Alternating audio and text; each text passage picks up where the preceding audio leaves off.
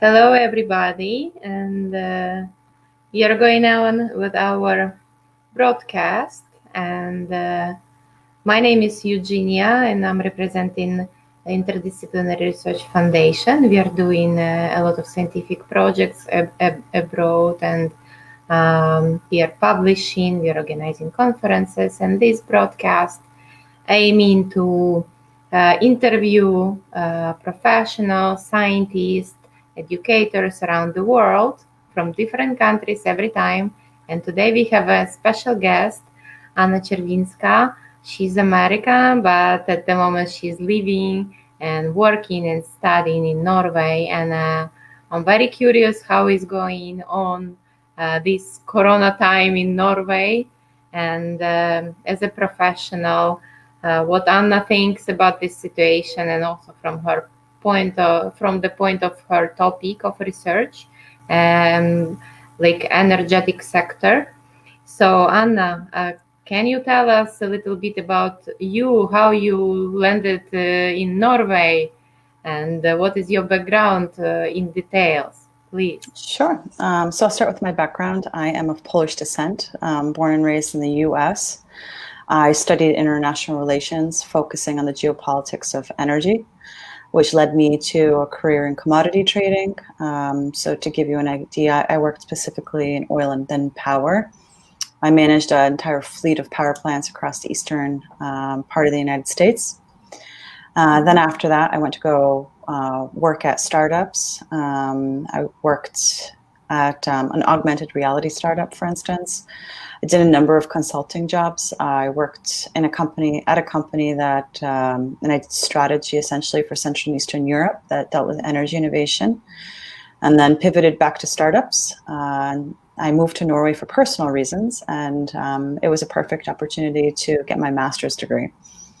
So I signed up at BI Norwegian Business School, which is a business school, and I am majoring in strategy with a focus on business model innovation within the energy sector. This is very interesting to ask you that, for example, I know that in US it's absolutely normal to do bachelor, and after you're like gaining experience, traveling a lot, and maybe after 10 years you're coming back to your master, right? Like when you know exactly what you want to know, to get which degree you want to get after. How about this in Norway? Is it the same situation in Norway? No, I think the U.S. there is unique relative to Europe. From what I've seen in most European countries, it tends to be the same. No, almost everyone who pursues a bachelor's degree will, in conjunction, get a master's degree. There's a few key differences. So the bachelor's degree will be a 3-year degree here, whereas in the U.S. it's 4 years. And then the master's degree, there's no MBA programs per se. So they have executive MBA. So in business education, you'd pursue a master's in business, which opens the doors for, say, a PhD, but it's a lot more specialized. So you really need. There's a bit of it's called degree inflation here. You really need a master's degree to survive. I see, and I know from our previous talks a couple of years ago that you. Thanks to your jobs before, you was traveling a lot and you saw energetic sector in different countries. Can you give some your personal feedback or maybe some amazing stories about energetic sector? Because now, like, only the lazy analytic not talking about energetic crisis, and that, like Corona situation is even enlightening this situation. So tell us more about your point of view in this. So I think that it's going to cause a lot of changes in the energy sector. What we've seen right now is the energy markets for oil, the prices have actually gone to negative, and they're expected to go to negative again. And you're seeing geopolitically, so from a supply and demand side, you've seen demand collapse because people aren't driving, flights aren't flying, factories have closed down. From a supply perspective, you've seen essentially this geopolitical war with Russia and Saudi Arabia, and then ramping up production, even though demand has dropped. So with such low prices, there's going to be a lot of changes. I mean, right now, the major oil producers, Norway being one of them, they're still making at a profit, but they're not making it at such a profit that supports their state budgets, because most of these countries, Russia, Norway, Saudi Arabia, their entire national budget is priced where there's a certain estimate of what the oil price will be. Mm-hmm. And that's far below. So it's going to cause a lot of, I guess, changes. But it also, in terms of innovation, it creates for some, it creates an incentive for innovation, because now they have to look for new ways of making money if they're not making money in the same way that they did. Okay. But generally within the sector, it's very slow, and it's very driven by regulatory government initiatives. Mm-hmm. It takes a long time. Mm-hmm. What about innovations, like the new resources, energetic resources? What do you think will be the biggest trend after oil? Because now everybody is talking about alternatives, right? And the crisis in oil sector and all these wars and political games. So what's your opinion? Solar, wind, or something else? So my personal perspective is that oil is going to be here to stay for a long time. So although we talk about solar, which will go into, for instance, the power supply, although we talk about all these different kinds of renewable energies, we also are going to be seeing rising demand, and you need new supply. Mm-hmm. Further, it only actually generates a very small portion of the entire energy stack used. So rather, what we're going to be seeing is a lot more renewable energy, but that will complement the oil, essentially, infrastructure. So we don't realize it, but everything you look at, all plastic, that's oil. All your pharmaceuticals, that's oil. If you have machines, then the grease that they use is oil. Your moisturizer is oil. A barrel of oil, when it's refined, gets divided into so many different kinds of products, and then is transformed into new products. So what you're looking at is this entire infrastructure. I mean, during Corona, we see how the global supply chain affects countries now. Mm-hmm. China was manufacturing a lot of the masks and the personal protective equipment, and most European countries or Western countries, the United States, I've noticed that they're really dependent. They don't have that, and it's going to take a long time. They can't do it very quickly of changing that supply chain. Mm-hmm. So, but you'll see advancements. People are making advancements all the time in solar. But it's those are actually very mature technologies. We might mm-hmm. see something. I read an article about fusion, mm-hmm. And then we'll see the most actually in energy efficiency. So in efficiency gains where artificial intelligence or robotics contribute mm-hmm. to those gains. Mm-hmm. And we can see, definitely we can see difference now thanks to this time of lockdown, right?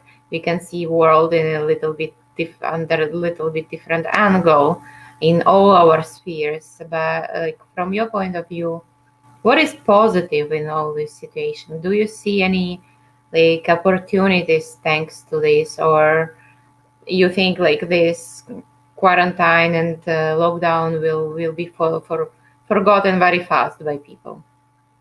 So we look at the positives. I think that it will definitely have an impact, a long-lasting impact. And what exactly transpires or happens in the future, it's still to be written. But say, for instance, from a research perspective, with Corona, you have the scientific community working together unlike it's ever worked together before.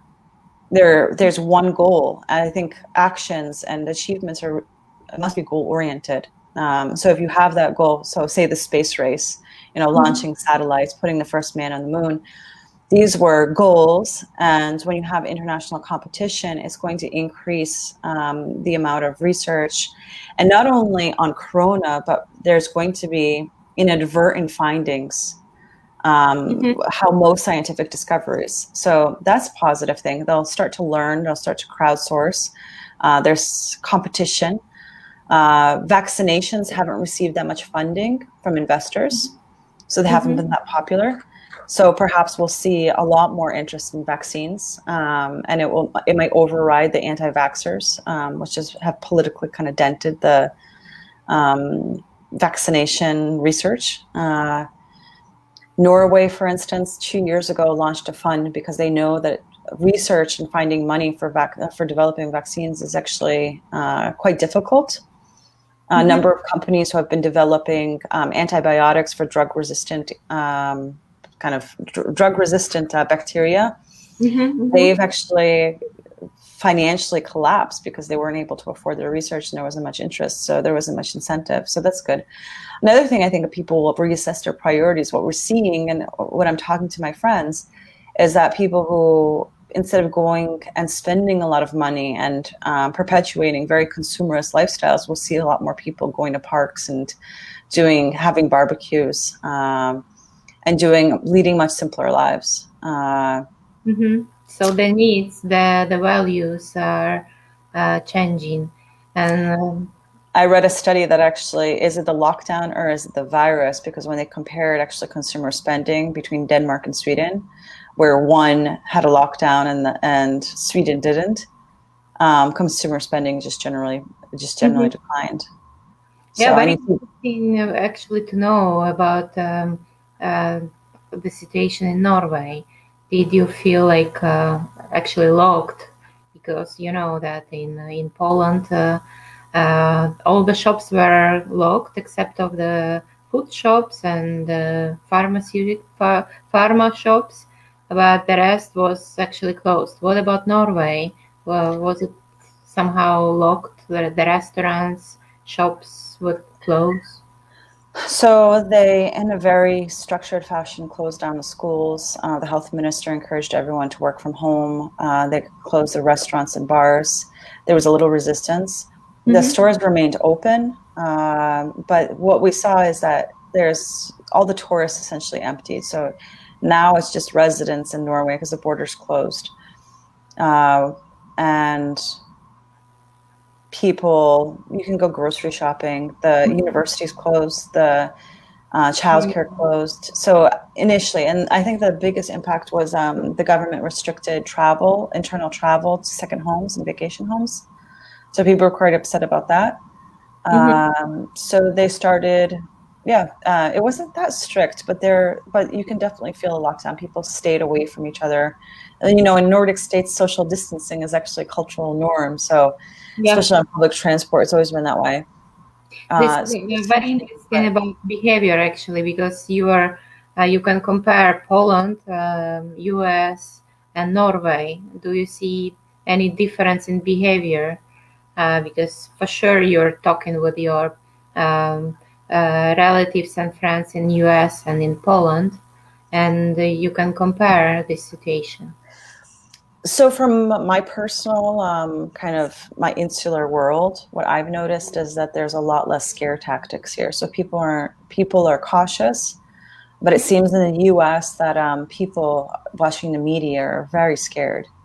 And it's in Poland as well. The media seem to have this impact or a very sensationalist approach towards all the corona.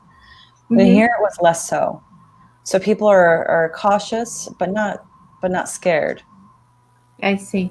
Yeah. Well, we have like less than 2 minutes left, and Sure. What we need practical, like in our community, scientific community, educational community, is your advice on some reliable resources in your topic, like where can we see more, read more about energetical sector innovations in this sector, and not just like popular resources or newspapers, but maybe websites or portals which you trust and which you as professional and expert check in regularly. Because personally, I love to check your Facebook page because you do some interesting reposts, so I just enjoy it. Sure, very quickly. One, I would go to Google Scholar. Always check out that. What's the newest research? Science.org has, it's not in my area, but it's great. And then actually I'd recommend FT Alphaville, which is a blog from the Financial Times. Izabela Kaminska, she's Polish descent.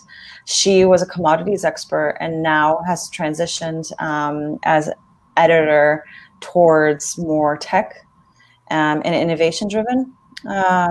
posts, and they have something kind of read a little bit more, and they have a lot of reliable, different kind of sources. So I'm always discovering new sources. But read both sides of the story. When it comes to innovation in the energy sector, it's hard to say exactly what's a good source. It's bringing them all together. I see.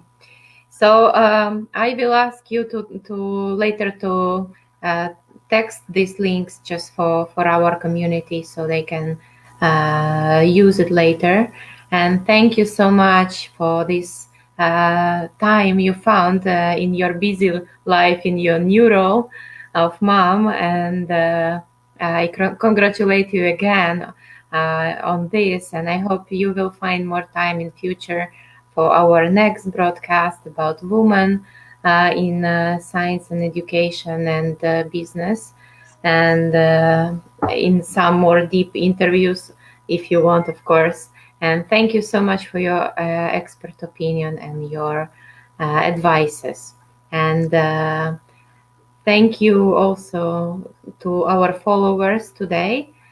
Stay tuned, and next time you will have a speaker from a very unexpected country. So, Anna, thank you again for your Thank time. you so much. Thank you. Thank you. Thank you.